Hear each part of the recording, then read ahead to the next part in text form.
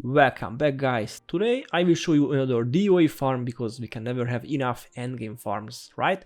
So you may remember that I had a pretty decent Dervish Torment Gemstone build, but the improved version of Quickening Zephyr made this Torment Gemstone farm viable for monks too.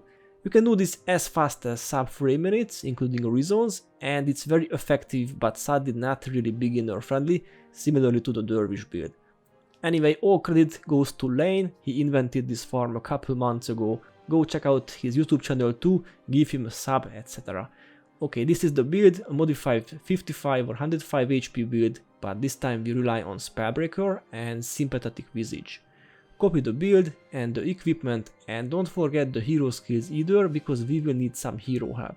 Starting with Famine to deal massive damage when mobs energy hits 0, which obviously will happen a lot due to Sympathetic Visage. Then there is Edge of Extinction to make sure that all enemies die at the same time and there are no leftovers. Then we have Quickening Zephyr to halve the pretty long recharge time of Spellbreaker. And of course a Paragon hero with speed boost can help too, and maybe a Tainted Flesh Necro to speed up the farm a little bit. Okay, if you have it all, travel to the Gate of Anguish and find a portal leading to the Stygian Whale. First thing first, activate Balthazar Spirit and Blast Dora. Advise to give yourself Blood's Power too, because the build is very energy heavy, especially in the beginning, so maximum energy can help a lot. Now let the Paragon hero give your group some increased movement speed and stop before the first group.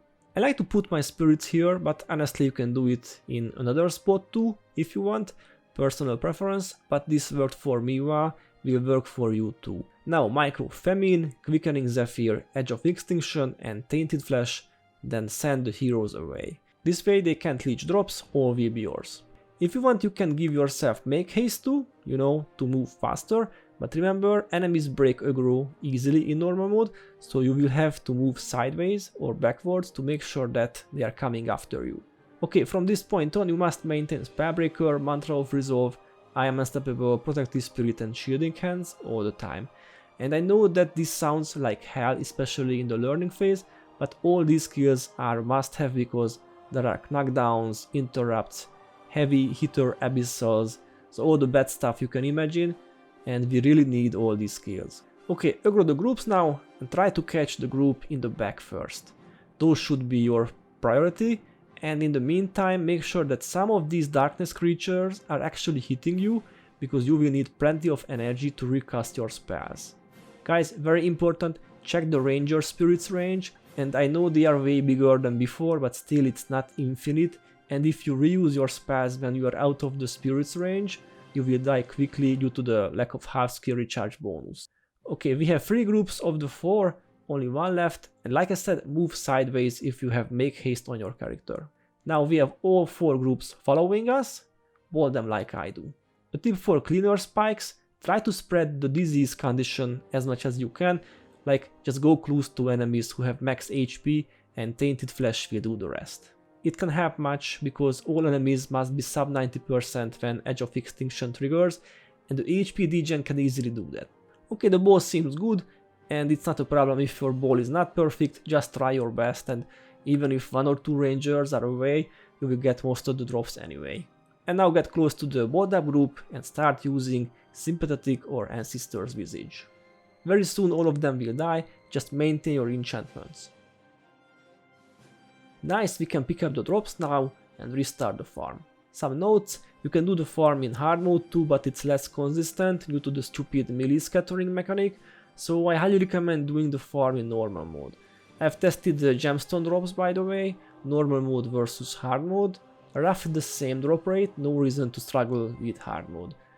Okay, next note, the Lightbringer title. Technically you don't deal damage yourself, since Famine does, ergo it doesn't matter how small or how big your LB title is, you will be fine. And another thing, the order of the prot skills matter. So Protective Spirit first, Shielding Hands second. And always precast Prot Spirit before Shielding Hands, this way you will not die randomly due to some hard to explain game mechanics. By the way, you can expect around 6 Torment Gemstones from 10 runs, not too bad actually, and compared to the Dervish version, the Monk is more than a minute faster, or in other words, more profitable.